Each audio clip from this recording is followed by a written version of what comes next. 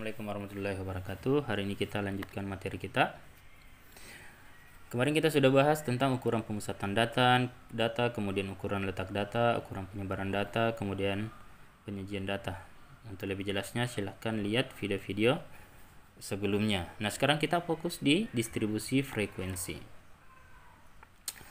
Nah, untuk distribusi frekuensi itu terbagi dua. Ada untuk daftar distribusi frekuensi tunggal, kemudian ada distribusi frekuensi berkelompok. Nah, untuk yang tunggal, yaitu suatu daftar distribusi frekuensi yang disusun sedemikian rupa sehingga dapat diketahui secara langsung frekuensi setiap datanya. Jadi kita bisa datanya tersebut, frekuensinya bisa kita lihat secara langsung.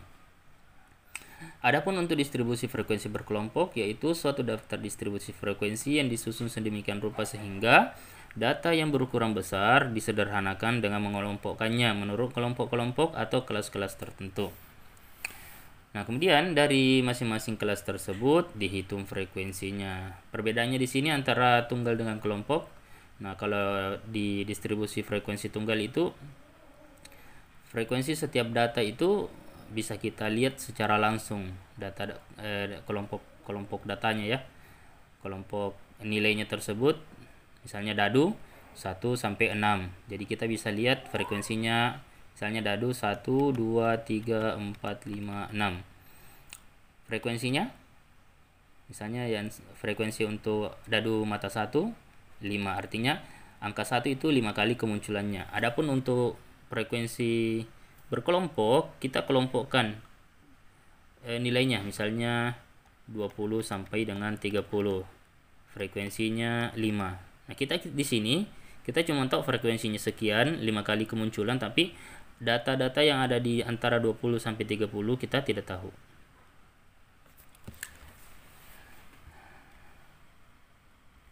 Oke. Berikutnya, contoh. Ini adalah distribusi frekuensi tunggal. Ini adalah pelemparan sebuah dadu sebanyak 30 kali. Kemudian kita kelompokkan. Ini kelompok nilainya, kemudian 1 2 3 4 5 6, frekuensinya 1 4, 2 5 kali muncul, 3 7 kali muncul, dan seterusnya 6, dadu mata 6 4 kali muncul, totalnya 30. Nah, untuk frekuensi tunggal kita bisa tahu secara langsung ya. Kelompok nilainya, kelompok nilai pertama sekian kali kemunculan. Dengan menyederhanakan data-data seperti ini ke dalam distribusi frekuensi tunggal. Kemudian yang kedua, distribusi frekuensi kelompok. Misalnya nilai ujian statistika dari 40 mahasiswa STIMIK Dipa Negara Makassar. Atau sekarang sudah berubah menjadi Undipa ya. Undipa, Universitas Dipa Makassar. Tercatat sebagai berikut. 32, 78 dan seterusnya sampai dengan 75. Anggaplah ini adalah ujian MIT-nya. Data tersebut dapat disusun dalam distribusi frekuensi kelompok seperti ini. Antara 32 sampai dengan 40 3 orang. Antara 41 sampai dengan 49 3 orang, dan seterusnya sampai dengan 86 sampai 94 7 orang. Nah, ini akan kita pelajari bagaimana cara membuat kelompok nilainya. Tidak serta-merta kita pasang 32 di sini. Tidak serta-merta kita pasang 32 di sini. Tidak serta-merta juga sekian banyak kelompok nilai. 1 2 3 4 5 6 7, ada 7 kelompok nilai di sini. Tidak serta-merta kita pasang 7 kelompok nilai di sini. Kemudian masing-masing kelompok ini tidak serta-merta kita simpan 32 di sini sampai dengan 40. Bisa saja di sini 39, bisa saja 41 di sini. Tergantung dari aturan yang akan kita kerjakan. Aturan yang akan kita ikuti langkah-langkahnya. Nah, itu yang akan kita pelajari di materi kali ini, bagaimana cara pembuatan kelompok-kelompoknya. Nah, sebelum melangkah lebih jauh, beberapa istilah yang harus diketahui sebelum pembuatan distribusi frekuensi kelompok. Yang pertama, kelas. Kelas adalah, atau kelas interval adalah nama tiap-tiap kelompok data. Pada contoh sebelumnya, data dikelompok menjadi 7 kelas interval, yaitu kelas pertama ini. Kelompok pertama, kelas kedua 41 sampai 49. Jadi ini tadi sebelumnya ini kelas pertama, kedua, ketiga, keempat, kemudian 5, 6, kemudian 7. Jadi ada 7 kelas. Kemudian istilah kedua adalah batas kelas, yaitu nilai-nilai yang membatasi suatu kelas. Nilai yang lebih kecil atau sama dengan nilai data dalam suatu kelas tersebut dinamakan batas bawah. Adapun nilai lebih besar atau sama dengan setiap data dalam suatu kelas disebut batas atas. Pada contoh sebelumnya ini 32 sampai 40, batas bawahnya adalah 32. Nih. Kemudian batas atasnya adalah 40. Ini batas bawahnya 41 untuk kelas kedua, batas atas untuk kelas kedua adalah 49 dan seterusnya. Yang ketiga, tepi kelas disebut juga batas nyata kelas. Nah, untuk tepi kelas itu anggaplah di sini 32, kemudian di sini adalah 40. Nah, untuk menentukan tepi kelas ini sisa kita kurangkan di sini 0,5 batas bawahnya untuk mendapatkan tepi bawah. Kalau untuk mendapatkan tepi atas, batas atasnya ini 40, tinggal kita tambahkan 0,5. Nah, itu saja perbedaannya. Pada contoh sebelumnya diperoleh bahwa tepi bawah kelas 32, maka 32 dikurangi dengan 0,5 jadinya 31,5. Jadi di sini 31,5 setelah dikurangi 0,5. Kemudian di sini setelah kita tambahkan dengan 0,5 jadinya 40,5. Selanjutnya ada yang dinamakan dengan panjang kelas, yaitu panjang interval kelas disimbolkan dengan P, yaitu lebar suatu kelas yang dihitung dari perbedaan antara kedua tepi kelas. Jadi tepi kelas bawah dikurangi tepi kelas atas dikurangi dengan tepi kelas bawah. Pada contoh sebelumnya kita ketahui di tepi atasnya 40,5, tepi bawahnya adalah 31,5. Kalau kita selisihkan antara kedua nilai ini, maka kita dapatkan 9. 9 itu adalah panjang interval kelasnya. Kemudian titik tengah kelas adalah nilai yang dianggap mewakili suatu kelas, yaitu nilai yang terdapat di tengah-tengah kelas. Untuk menentukan titik tengah kelas, masing-masing kelompok nilai itu tinggal kita jumlahkan batas bawah tambah batas atas bagi 2. Pada contoh sebelumnya, kelas pertama yaitu batas bawahnya adalah 32 ditambah dengan batas atasnya adalah 40, 32 tambah 40 jadinya 72. 72 dibagi dengan 2 sama dengan 36. Jadi ini adalah titik tengah kelas untuk kelas pertama. Nah, ada pun langkah-langkah dalam frekuensi kelompok yang pertama. Tentukan jangkauan. Jangkauan itu X max dikurang dengan X min. X max dikurangi dengan X min. Sebagaimana materi yang telah berlalu ya di ukuran penyebaran data. Kemudian yang kedua, tentukan banyaknya kelas K simbolnya ya. Nah, sebelumnya kan kita sudah Oke. Di sini untuk poin kedua, banyak kelas itu kita gunakan aturan Stargess. Rumusnya ini, K sama dengan 1 tambah dengan 3,3 log N. Jadi N-nya ini adalah banyaknya data. N itu banyaknya data. Jadi kalau untuk perhitungan ini kita bisa pakai kalkulator atau kita bisa pakai Excel. Tinggal kita ketikkan sama dengan, kemudian log, buka kurung, masukkan angka 40, kemudian balas kurung, kemudian enter. Maka muncul nilai log N-nya, log 40 sama dengan sekian. Kemudian setelah kita dapatkan nilainya, tinggal kita kalikan dengan 3,3, setelah itu ditambahkan dengan 1. Itulah panjang kelasnya. Itulah banyaknya kelas. Nah, khusus untuk nilai K itu kita bisa bulatkan ke atas, bisa kita bulatkan ke bawah. Bisa kita bulatkan ke atas, bisa kita bulatkan ke bawah.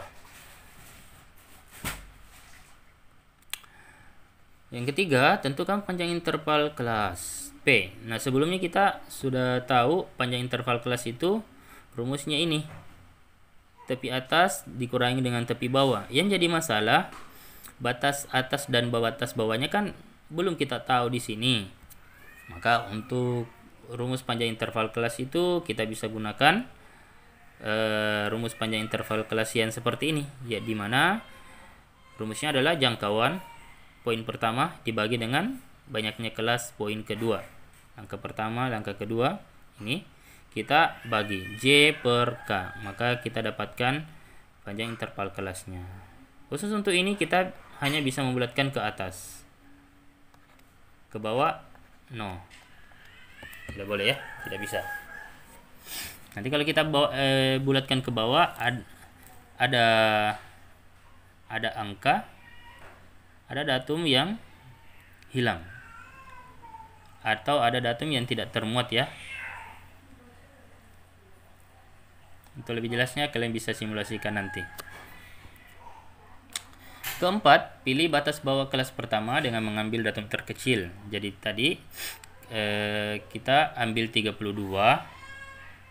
misal ya 32, karena ini adalah X min-nya, X paling kecilnya, X satunya, atau bilangan lain yang lebih kecil dari 32, tetapi selisih dengan datum terkecil kurang dari panjang kelasnya. Jadi boleh saja nanti kita mengambil nilai 31. Boleh jadi kita mengambil nilai 31, yang jelas selisih antara 32 dengan 31 kan sama dengan 1 selisihnya ya. Kalau saya kurangkan ini sama dengan 1. Selisihnya ini tidak boleh lebih dari panjang interval kelas. Nah, itu maksudnya di poin ketiga untuk menentukan panjang interval kelasnya. Kemudian berdasarkan panjang kelas yang diperoleh pada langkah ketiga, tentukan kelas-kelas sedemikian rupa sehingga seluruh data dapat tercakup di dalamnya. Ada juga kasus nanti di mana setelah kita melakukan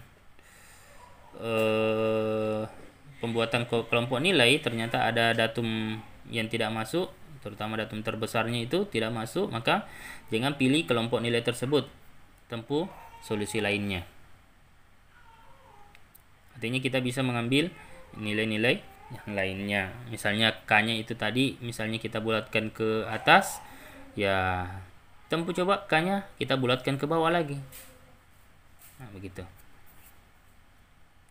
Terakhir, tentukan frekuensi masing-masing kelas dengan dihitung satu persatu. Masukkan hasil dalam sebuah daftar sehingga tersusunlah suatu daftar distribusi frekuensi berkelompok. Jadi tinggal kita hitung satu-satu. Angka 40 masuk di mana? Misalnya, mana tadi soalnya? Oke, angka 40 masuk. Oh, masuk di sini. Jadi kita hitung satu. Angka 52 masuk di sini. Jadi setelah kita hitung satu-satu, tinggal kita bawa ke dalam bentuk angka. Tinggal kita hitung seperti ini ya. 1, 2, 3 seperti perhitungan suara. Nah, begitu ya.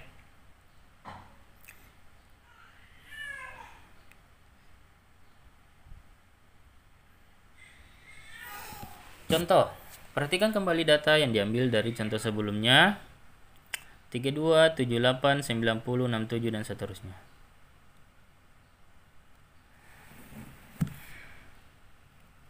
Nah, untuk menentukan kelompok nilainya, langkah pertama, tentukan jangkauannya. Yang mana paling besar? Ini adalah X max. Yang mana paling kecil? 32. Ini adalah X min-nya.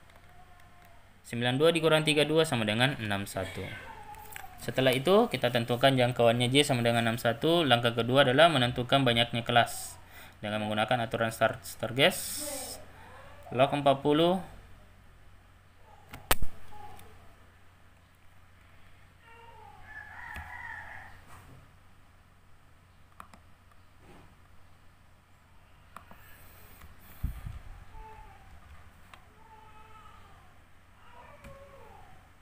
sama dengan log dalam kurung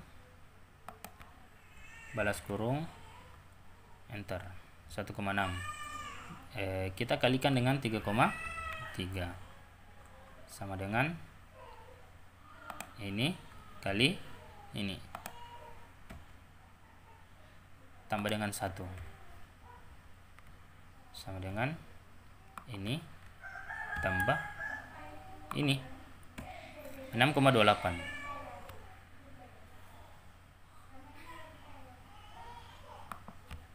Oke, 6,28 ini dibulatkan ke bawah boleh atau ke atas juga boleh. Jadi kemungkinan ada kelompok nilai atau tabel yang berbeda yang kita dapatkan antara mahasiswa satu dengan mahasiswa yang lainnya, tergantung dari pembulatannya di sini, apakah kita mau bulatkan ke bawah atau ke atas. Nanti setelah kalian buat kelompok nilainya, cek apakah semua data yang ada di sini masuk dalam kelompok-kelompok nilai yang Anda buat. Kalau tidak, tempuh yang lainnya, cara yang lainnya. Kalau pertama angka 6 tidak terpenuhi, maka tempuh pembulatan ke atas. Kalau pembulatan ke atas tidak terpenuhi, maka tempuh pembulatan ke bawah. Langkah ketiga, menentukan panjang interval kelas. Misalnya ini kita ambil K sama dengan 7. Artinya 61 dibagi 7 jadinya 8,7.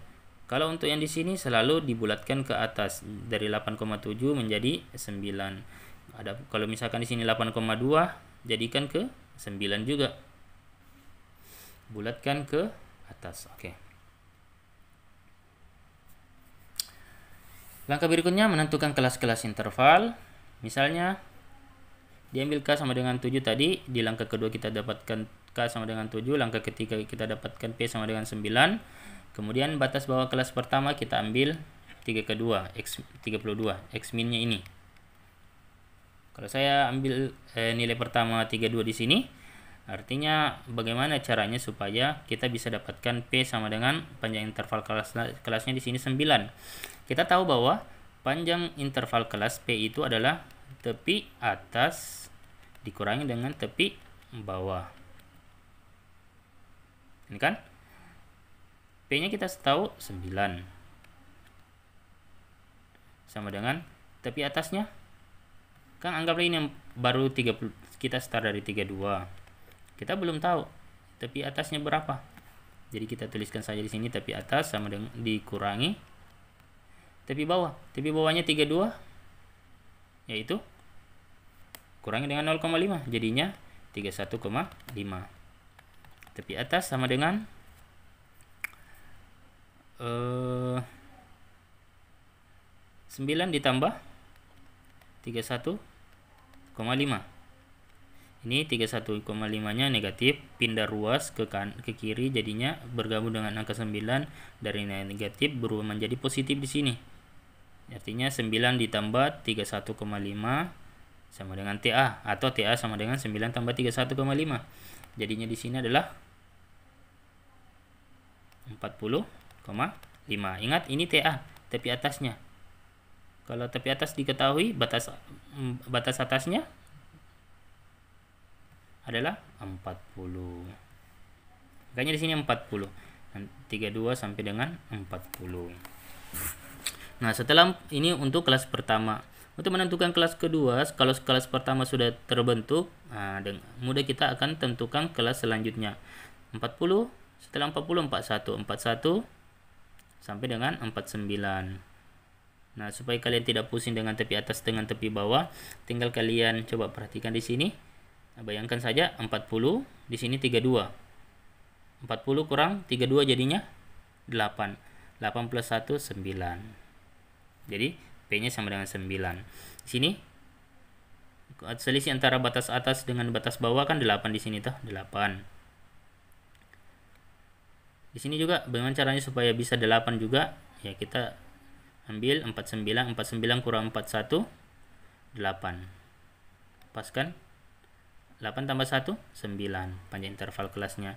58 kurang 50 8 juga. 8 tambah 1 9, pas. Begitu seterusnya ya. Pasti panjang interval kelasnya di sini harus sama semua. Tidak boleh berbeda ya. Nah, setelah kita tentukan kelompok nilainya, tinggal kita hitung frekuensinya. Nilai 32 sampai 40 ada berapa? Nilai 41 sampai 49 ada berapa? Ada 3. Misalnya 77 sampai 85 ada 9 setelah kita hitung satu-satu. 86 sampai 94 7 setelah kita hitung satu-satu. Jadi totalnya itu harus 40 juga ya. Tidak boleh kurang dari 40 karena data kita n-nya itu sama dengan 40. Nah, kemudian berikutnya adalah distribusi frekuensi kelompok untuk frekuensi relatif. Nah, ini dalam bentuk persen. Frekuensi yang dinyatakan dalam perbandingan disebut dengan frekuensi relatif FR. Jadi, frekuensi relatif suatu kelas adalah persentase frekuensi kelas terhadap jumlah seluruh frekuensi ukuran data. Jadi, ini rumusnya. Frekuensi relatif kita simbolkan dengan FR sama dengan FI dibagi dengan N kali 100%. Daftar distribusi yang memuat frekuensi relatif disebut daftar distribusi frekuensi relatif.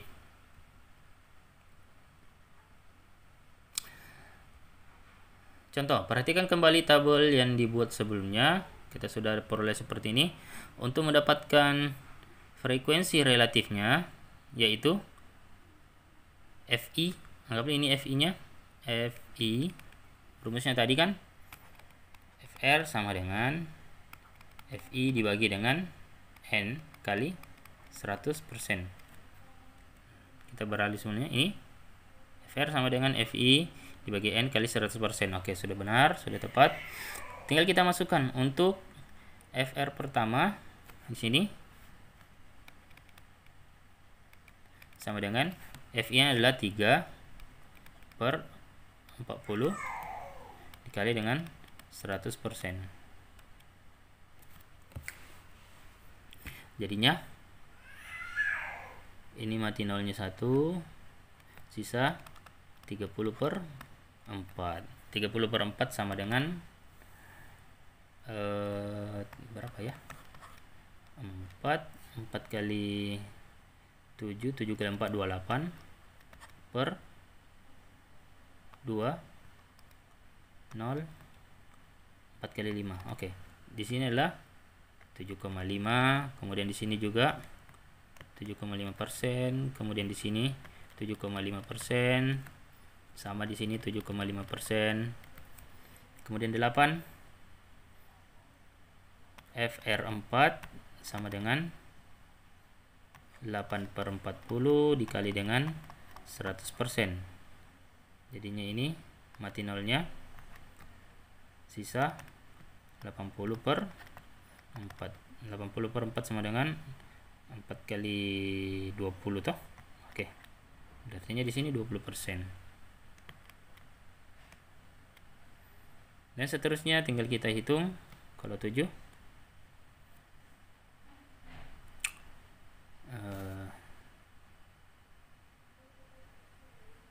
FR5 sama dengan FR5 nya sama dengan 7 per 40 dikali dengan 100%. Mati ini jadinya 70 per 4. 70 per dibagi dengan 4 jadinya 1 4 30. 4 kali 7 28 2 17,5.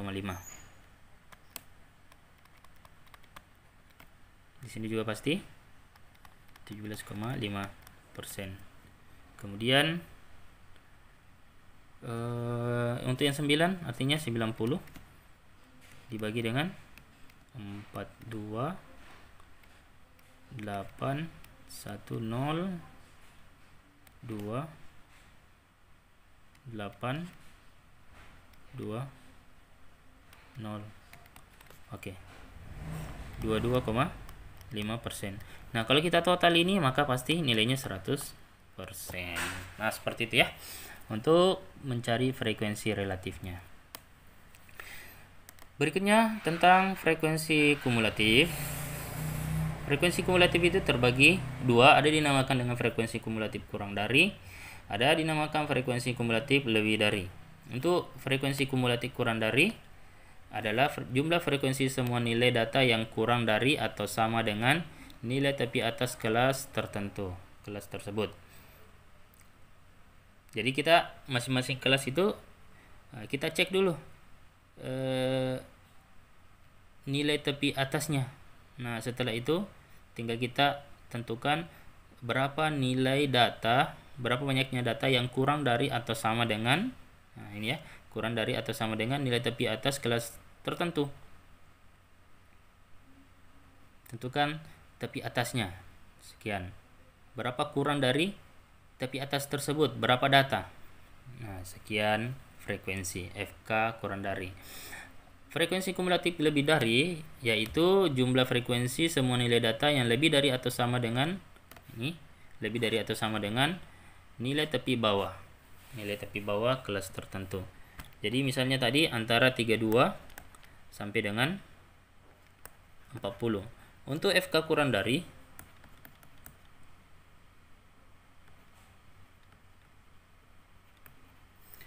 yang diperhatikan adalah tepi atas kelasnya. Tepi atas kelasnya yaitu 40,5. Pertanyaannya, ada berapa nilai data yang kurang dari atau sama dengan ini 40,5? Ada berapa data? Tinggal kita cek. FK lebih dari. Yang diperhatikan adalah nilai tepi bawahnya ini. Tepi bawahnya adalah 31,5. Pertanyaannya, ada berapa data yang lebih dari atau sama dengan? Ini lebih dari atau sama dengan. Kalau ini kurang dari atau sama dengan yang dicari. Contoh. Tabel sebelumnya kita sudah tentukan seperti ini. Kelompok nilainya, kemudian frekuensinya ini. Kemudian frekuensi kumulatif kurang dari 3, 6, 9. Nah, untuk menentukan ini FK kurang dari, dia perhatikan adalah kurang dari sebelumnya ini. Kurang dari yang diperhatikan adalah tepi atas, tepi atasnya. Jadi yang diperhatikan di sini adalah tepi atas. Sini. Saya tulis saja sini ya. Tepi atas. Kalau di sini adalah tepi bawah. Oke. Tepi atasnya untuk kelas pertama adalah 40, saya simpan saja di sini. 40,5 tepi atasnya. Ada berapa data yang kurang dari atau sama dengan 40,5? 40,5 semua datanya ada 3. Jadi datanya yang kurang dari 40,5 tidak lain adalah 3. Makanya 3 di sini. Ya, boleh saja itu nilainya itu. Intinya nilainya itu ada di antara 32 sampai 40. Ada 3 frekuensi, makanya di sini 3. Kemudian kelas kedua yang diperhatikan adalah tepi atasnya 49,5. Ada berapa data yang kurang dari atau sama dengan 49,5? Jadi semua di bawah 49,5 termasuk juga kelas kelompok nilai pertama. Jadi 3 ditambah dengan 3. Jadinya 6. Di sini lagi. Untuk tepi atasnya 58,5. Ada berapa data yang kurang dari atau sama dengan 58,5? Jadi semua data yang kecil atau sama dengan 58,5 masuk di FK kurang dari kelas ketiga. Jadi semua datanya ini termuat juga di kelas kedua dan kelas 1.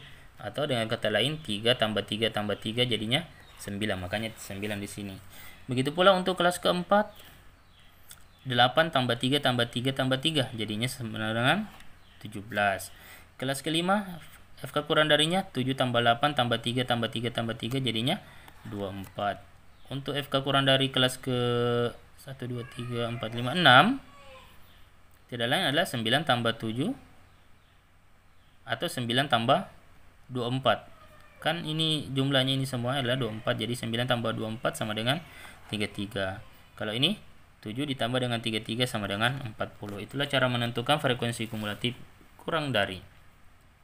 Adapun untuk frekuensi kumulatif lebih dari, yang diperhatikan di sini adalah tepi bawahnya.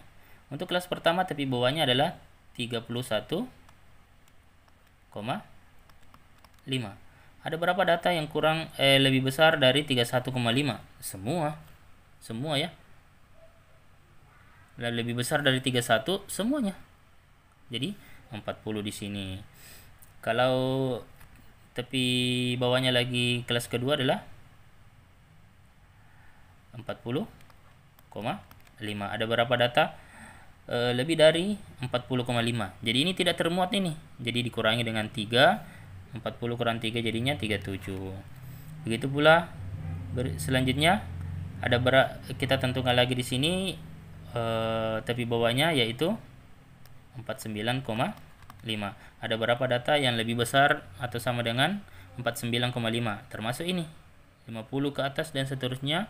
Maka ini tidak termuat, ini juga tidak termuat. Jadi berkurang 6 dari 40 jadinya 34. Begitu seterusnya, berkurang lagi 3 jadinya 31, berkurang lagi 8 jadinya 23, berkurang lagi 7 jadinya 16, berkurang lagi 9 jadi 7. Itulah cara menentukan frekuensi kumulatif kurang dari dan frekuensi kumulatif lebih dari. Exercise silakan dikerja masing-masing. Perhatikan data hasil petani berikut dalam kuintal. 1 kuintal itu 100 kilo. 1 kuintal. Jadi tidak perlu kita tambahkan lagi di sini 15, 1500 atau 1,5 ton ya. Cukup gunakan saja angka-angka yang ada di sini. Kita sudah sederhanakan angkanya. 11 kuintal, 16 kuintal, itu maksudnya. Ada N-nya ini sampai 40. Buatlah daftar distribusi frekuensi data tersebut. Buat kelas-kelas intervalnya, kelompok nilai, kemudian nilai, kemudian frekuensinya bagaimana, dan seterusnya. Ya, kalian bisa membentuk di sini banyak kelompok nilai ya, banyak tabel yang kalian bentuk, bukan cuma satu, tapi ada banyak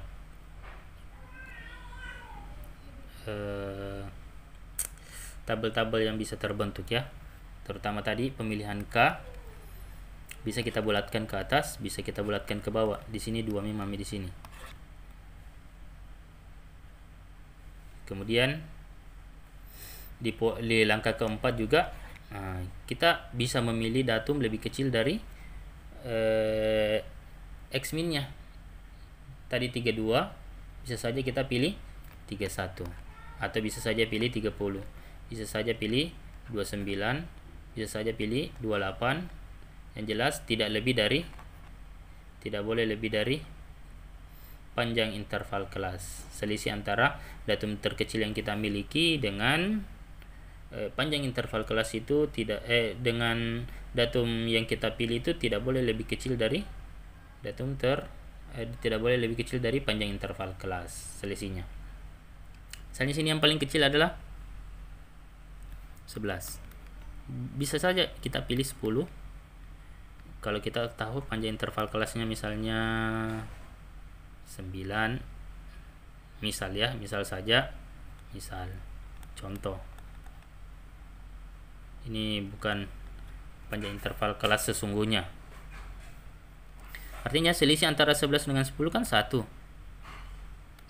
Tidak lebih dari panjang kelasnya sama dengan 9, artinya bisa saja kita start dari 10. 9 kurang 11 kurang 9 2. Artinya tidak lebih dari P sama dengan 9. Artinya kita bisa mulai dari 9 dan seterusnya. Ini soal kuis. Perhatikan nilai mahasiswa berikut. Buat tabel distribusi frekuensi kelompok, kemudian frekuensi relatif, frekuensi kumulatif kurang dari, frekuensi kumulatif lebih dari, 93, 94, 3A, 85, 85 dan seterusnya. Ada 4B, ada 8C, ada 5D, ada 6E, ada 7F, ada 9A, ada 8B. ABC itu adalah 3 digit terakhir STB Anda masing-masing. Sorry, ini bukan ABCD ya. Ini masuk ABC, D, E, F. Itu adalah digit terakhir, digit STB. Oke, digit STB Anda masing-masing. Tinggal kita pasangkan saja. A-nya 3, misalnya A-nya adalah Anda angkatan 19. Artinya di sini A-nya sama dengan 1. 3 1. Di sini B 49. Karena angkatan 19 ya. 49. Tidak perlu dikali lagi, 4 kali 9 36 ya, jangan ya. 49, pasangkan saja 9 sini jadi 49.